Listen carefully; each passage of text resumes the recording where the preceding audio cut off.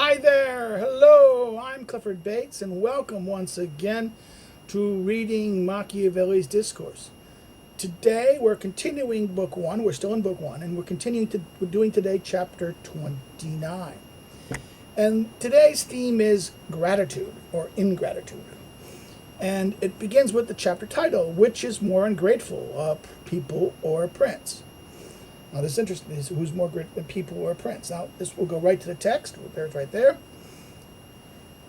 It appears to me, with regard to the matter written above, that one should discourse on which practice this ingratitude is in greater example, a people or a prince. So therefore this is the question of ingratitude, who's more ungrateful, a people or a prince? To dispute the case better, I say, that this vice of ingratitude arises either from avarice or suspicion. Now, he is going here, and he's going to say, this is right from the, see Machiavelli's Pope ingratitude. Again, I mentioned it in the last video. This is Lust and Liberty, and I think it's called Lust and Liberty, a collection of his poems that's published.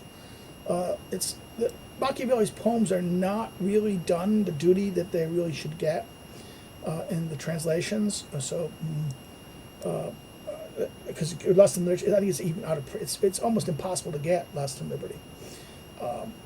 And I really don't know a good collection of even the Gilbert's multi-volume edition of the works of Machiavelli doesn't really have all the collected works. In other words, the Gilbert translation of the collected works of Machiavelli doesn't have even much of what's in Machiavelli's writings, letters, and things like this. So in other words, he's going to say that there's going to be a gratitude of either it's because of avarice, means greed, avarice, greed, right? Want more, I want more, greed, or from suspicion, the suspicion of people who are greedy, right? And there's suspicion, this too. For when either a people or a prince has set out one of its captains on an important expedition, from which the captain will acquire very much glory, if he should win, that prince or that people is held to the bargain of rewarding him. Right, the problem of rewarding a people and a prince. Who's going to reward? You're given a person. You've given a captain, a leader, a military guy, or an official some task. He's done it. He's going to do it. He's going to do it. He's going to do this task. And once he's achieved the task, he should win glory. Right, of this, you have to reward him. If instead of rewards, he either dishonors or offend him, moved by avarice, jealousy or greed, right? Avarice more his greed, and not wishing to satisfy him, since he is held back by his greed, he makes an error that has no excuse, but rather brings with it a certain eternal infamy. In other words, now here's this. This is, notice he meets it to he. He doesn't. He's this. The example he gives, even though he begins to say it can be both, but then the shift immediately goes to the prince, a he. The he either dishonors or offends him, not he or they, not they. They would assume that this is the people. The he refers, it must be the prince, right? Yet one finds many princes who sin in this way. And Cornelius Tacitus tells the cause of this in the sentence. Now, why Tacitus gives the reason why in a sentence, right? One is more inclined to make return for an injury than for a benefit, because gratitude is held to be a burden and revenge a gain. Right? This is right from Tacitus History, Book 4. Book 4, paragraph 3, section 3 of it. Now, so he quotes Tacitus. He purposely quotes Tacitus here. Again, remember, Tacitus is one of his, as Polybius and Tacitus are, basically Tacitus's account plays a very important role in the Machiavelli's Prince.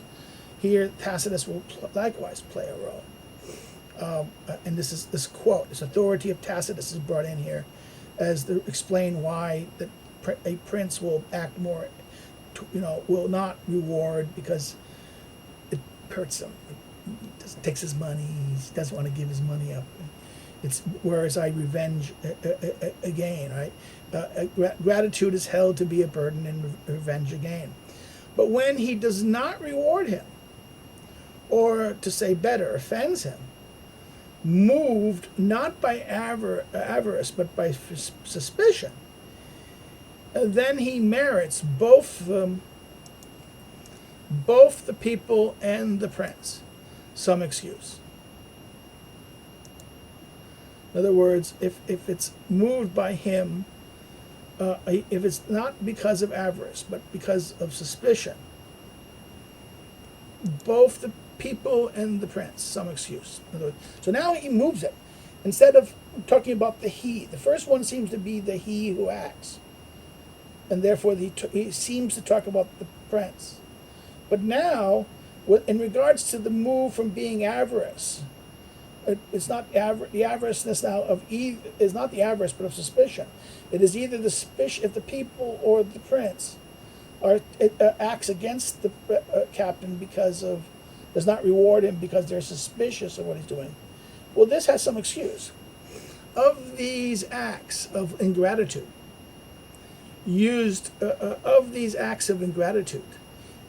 for such a cause, one reads very much the question, for a captain who has virtuously acquired an empire for his lord, overcoming enemies and filling himself with glory, and his soldiers with riches, of necessity acquires such reputation with his soldiers, with enemies, and with the subjects belonging to that prince, that the victory cannot taste good to the Lord who has sent him. In other words, the problem here is that these acts, the captain acts as this, in other words, the prince who then depends on him, well, he doesn't do it himself, he does it because of him. So he becomes, in other words, the greatness of what accomplished is not his. And Machiavelli says such a victory cannot taste good to the Lord who sent him. Because the nature of man is ambitious and suspicious, he does not know how to set a limit. For limit or mode. The word is mode in the Italian, right? A limit or a mode, set a mode to any fortune it may have. It is impossible for the suspicion suddenly arising in the prince after the victory of his captain not to be increased by the same one because of some mode or term of his used insolently. In other words, the suspicion is there. In other words, the suspicion suddenly arising in the prince after the victory of his captain, not increased by the same mode, by that same one because of some mode or term of his used insolently. In other words, something he did, it's because of the victory, right? So the prince cannot but think of securing himself against him.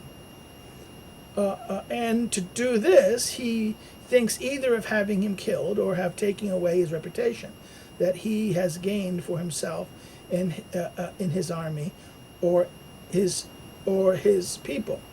And with all industry shows that the victory arose not through the virtue of that one, but through fortune, or through the cowardice of the enemies, or through the prudence of other heads that had been with him in such a struggle. In other words, here's the case of what's going on here. He's saying that, okay, what you have to do is to destroy the reputation. And again, even though he accuses the people, he shifted it later to include the people. Again, much of the tone of what is being discussed seems to suggest that it's the prince who's doing these things. It is the prince who's greedy. It is this. So therefore, this is the way of this is that this is out of, and that therefore these are the strategies you accomplish. You do this either by killing him, but if not killing him, then taking away his reputation that he's gained with the army or his people, with his industry. How you do this is by saying that, well, it's not his. This great thing is not accomplished by his virtue, but by accident, fortune, or if not that, the enemy was cowardice. The enemy didn't fight really. The enemy ran away, broke away. It wasn't really a strong enemy. His victory was happened because the enemy just broke and didn't do anything right. Luck again, fortune. Not, in other words, the circumstances were not due to him, or else that it's not really him who's did. It was not he who really brought the victory. It's these other people under him who really did the victory. Okay, in that sense, and that therefore they are really the ones of the cause of the victory. So he shifts the burden. After Vespasian, then in Judah, was declared emperor by his army, Antonio Primus, who was in Illyria with another army, took his part and came into Italy against Vitellius, who was reigning in Rome, and the most virtually destroyed two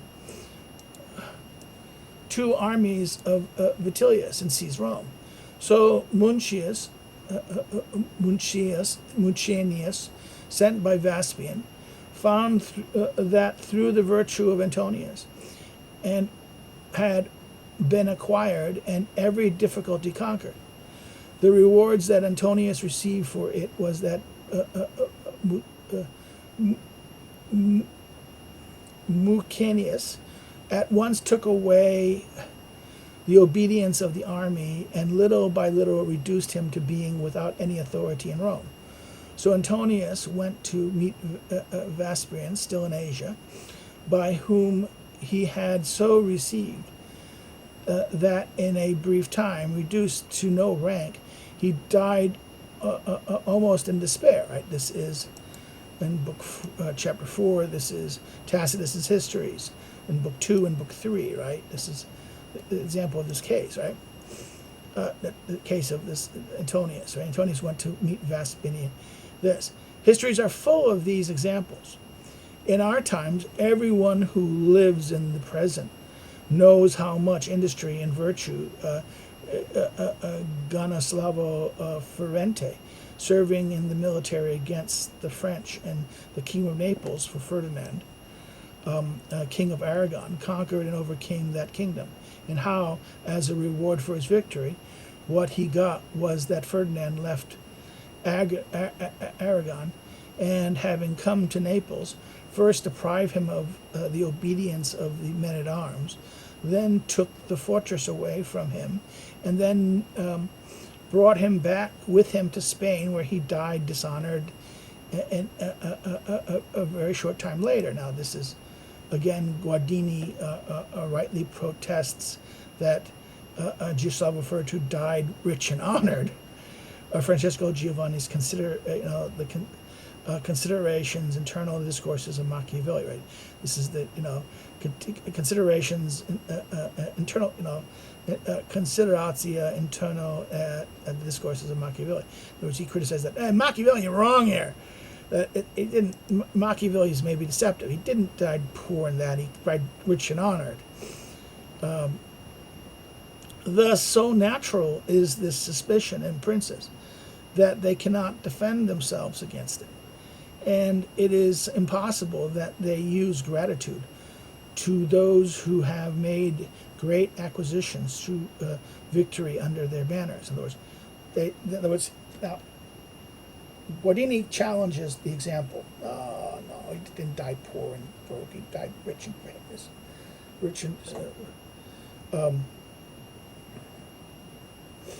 But he says this is so natural that the suspicion of princes that they cannot defend themselves against it.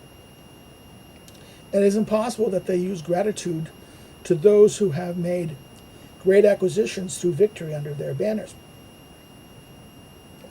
He seems to say that it's almost impossible for princes to be gracious. Seems to be the argument. 3, it is not a miracle, nor a thing worthy of great memory, if a people does not defend itself from what a prince does not defend himself. So it's not a miracle or worthy of great memory if a people does not defend itself from what a prince does not defend himself. Okay. For since a city that lives free has two ends, one is to acquire and the other is to maintain itself free. So there's two things: to acquire things and to maintain itself free. It must be that the one thing or the other errs through too much love. So either acquiring it, you're going to have error here, two ends, the acquiring and freeing itself. And there's going to be an error. It's going to be because they have too much love, either maintaining its freedom or maintaining its acquisition. As to the errors in acquiring, they will be told in their place. Again, 6.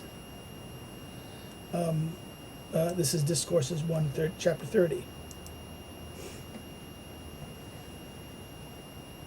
Next chapter, right? I think maybe. As to the errors in maintaining itself free, these are among others to offend those citizens whom it ought to reward, to have suspicion of those whom it ought to have confidence. So therefore, to offend those citizens it ought to reward, to have suspicion of, in other words,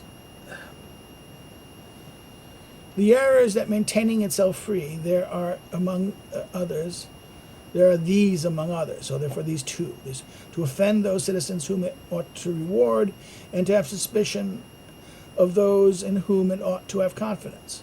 Although these modes are the cause of the great evil in a republic that has come into corruption, often it comes all the sooner to a tyranny, as happened to the Rome of Caesar, who took for himself by force what ingratitude denied him. Nevertheless, in a republic that is not corrupt, there are the good cause. They are the cause of the greatest good. And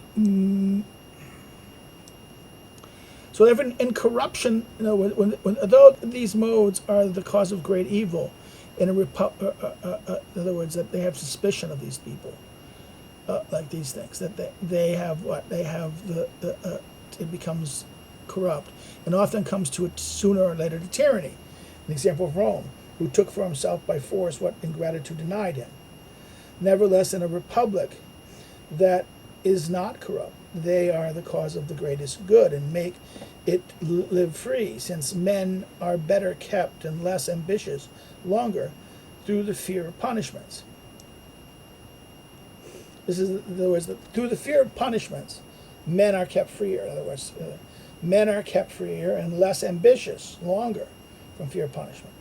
It is true that among all the people that had ever had empire, for the causes discussed above, right? They want freedom, and that, and the causes is the two ends, right?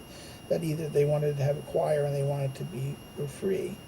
Rome was the least ungrateful. For one can say of its ingratitude that there was no example other than that of Scipio, because of Coriolanus and Calamus were made exiles. In other words, other than that of Scipio, because Coriolanus and Calamus were made exiles for the injuries that both had done to the plebes, right? So again, this leads us to the example 9 is, Livy's account, and 10 and 11. All these are the accounts in Livy.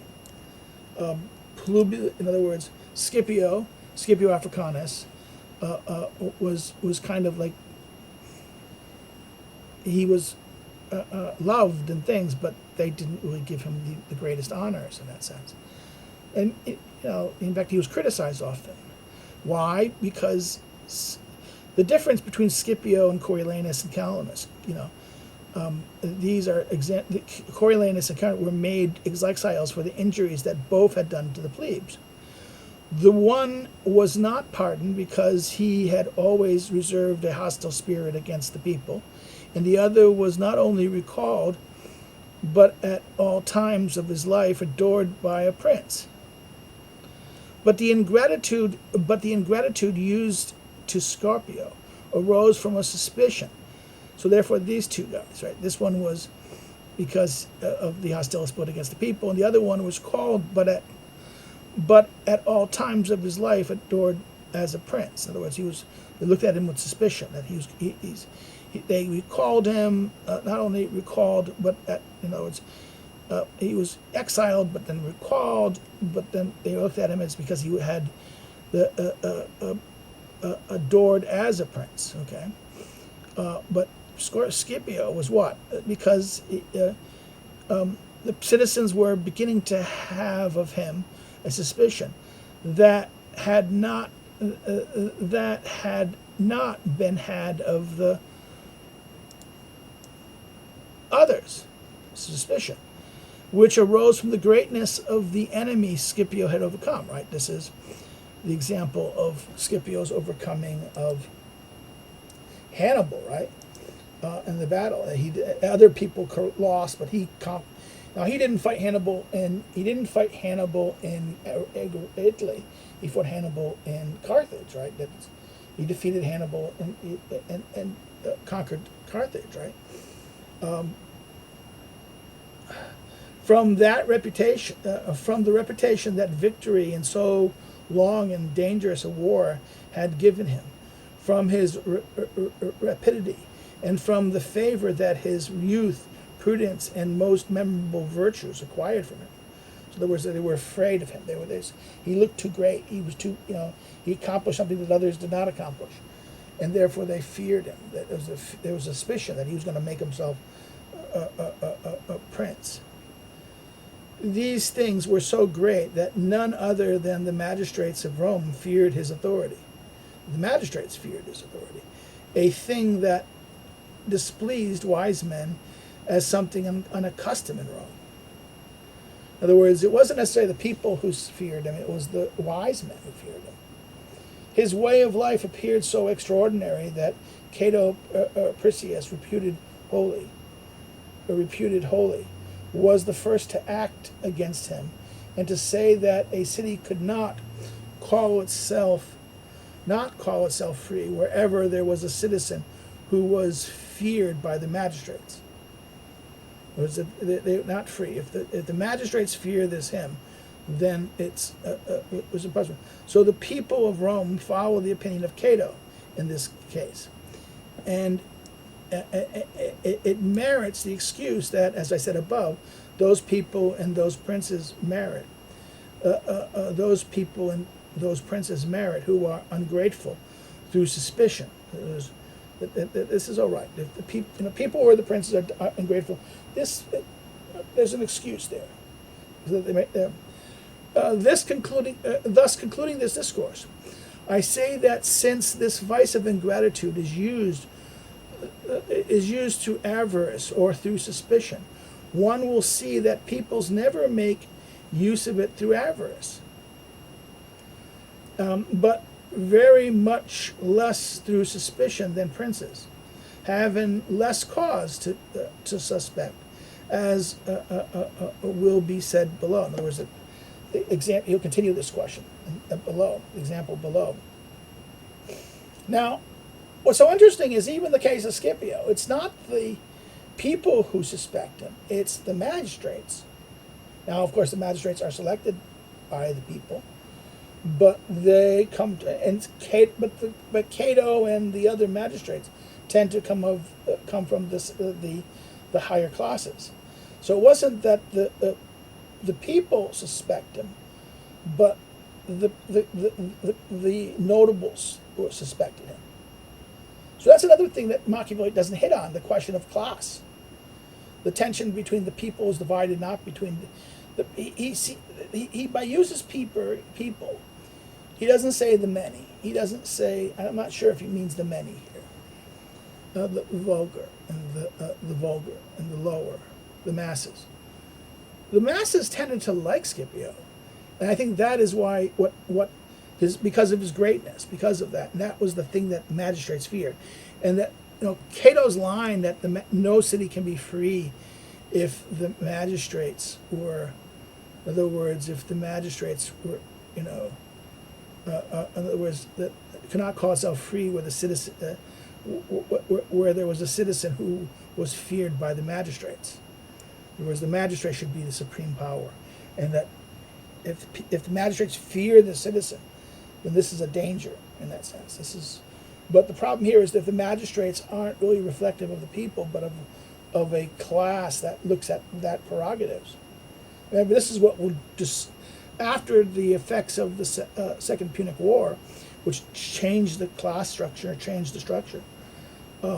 That increasingly the upper classes had a resentment towards the plebes, and there was this and the plebes wanted more and more restoration of privileges, and this led to the kind of the conflict that would drive later Rome. But this is where he ends off. He says he ends it on this question that the people tend to be what? People want. It's the princes who will have problems with avarice. They will be in gratitude. The people will. It's the prince is in avarice. The people aren't. In other words, this is not something the people are going to do. That's going to be more like the prince do it. And although the people can be ingrateful because of suspicion, it's less so. And the example of Scipio suggests that it's not necessarily the people, but the magistrates that drives that suspicion. So that's even more. And the example forces us to reflect on this point and suggests that the princes are the worst ones in these things, and that even though the people share the suspicion one, the example of Scipio raises the question that maybe this is not as clear as in other words, the attempt to say, attempt to kind of equivocate and to say that, well, it's not as bad is actually, no, it's that the princes fail this more in that sense. So we'll stop here. If you have any comments or questions, please put them below, and I'll respond to them when I see them. If you like it, hit the like button, hit the share button, hit the like button. Share if you liked it. Share it on social media. Share it far and wide. Share it all around. If you've not already checked out, not subscribed, please subscribe. Check out the other. If you're already subscribed, please go check out the other videos, other series in the playlists that we've done through the different over the few years we've been running the channel. And what else? Well, if you didn't like it, of course, you can always thumbs down it, but then say why in the comments. Now, of course, all of this stuff helps the algorithm. If you like it, you share it, you comment, you subscribe, all of that improves the algorithm. So please, please do so. That gets more attention to people can find this, and gets someone to come here to come look at these things, and maybe some useful. If you want to follow me on social media, the links are below. If you want to know more about me as a scholar, or check out my academic, pardon. Check out me as an academic, what I do. The academic social media links are beneath the social media links. And you can then, if you want to help me to do what I do, because we need all these things, like I said, we're joking about this, my computer issue. You can do so through Patreon or Subscribe Star, or by buying one of my books listed below. either through your bookstore, your local bookstore, online distributor, or through the publishers themselves. Online distributors like Amazon, Barnes & Noble, and so on, Libris, or through the publishers' websites directly. Okay, that's it. We'll see you next time. I hope you have a good day. We'll look at the next, I think, chapter 30. We'll look at, chapter 30, yes. So take care and have a very great day. Bye-bye.